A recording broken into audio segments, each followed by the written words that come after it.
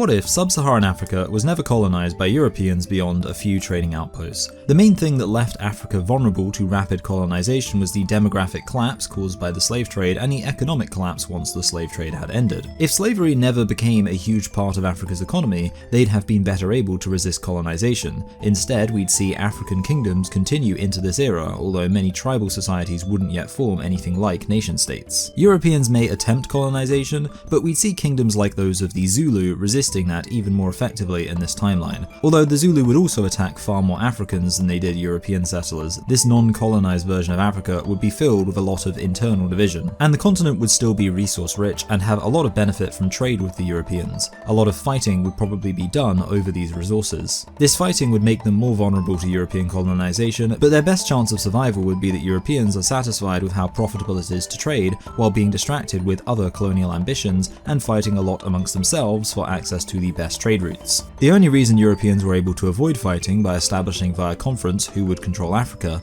is that Africa was viewed as easy to take.